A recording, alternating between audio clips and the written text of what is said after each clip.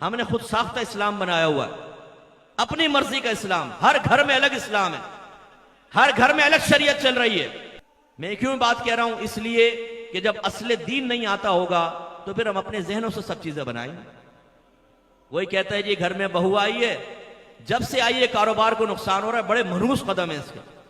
हालांकि आपका इस्लाम कहता है कि नहुसत का कोई वजूद नहीं, कोई वजूद नहीं नहुसत का। किसी शख्स के साथ अल्लाह ने नहुसत पैदा नहीं की।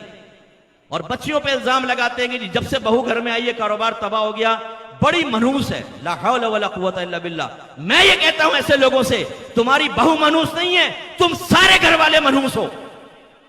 रद्द करके बताओ, करो इनकार, साबित करो मैं गलत कह रहा हूं। कैसे कहोगे? कोई किसी को भी मनहूस कह सकता है? शर्म नहीं आती? ये हमारे मजहब इस्लाम का मजाक उड़ाया जाता है। अपनी शरीयत बनाई हुई साहब, कारोबार कर रहे हैं, हमने अपनी टर्म्स एंड कंडीशन रखी हुई है।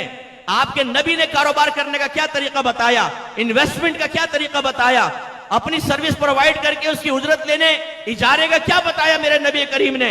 आप इंपोर्ट करते हैं, चाइना से आपका कंटेनर 1 महीने के बाद आएगा, इसको बाय सलम कहते हैं। आपके नबी ने उसके बारे में क्या बयान फरमाया, मालूम किया हमने? बड़े बड़े कारोबारी यहां बैठे होंगे, किसी एक से भी मालूम करने की ज़हमत गवारा नहीं की मार्केट में क्या टर्म्स है, क्या कंडीशन है, कैसे सौदा होना है। हमने अपनी एक शरीयत बनाई हुई है, हम नबी करीम की शरीयत को सीखने के लिए तैयार नहीं।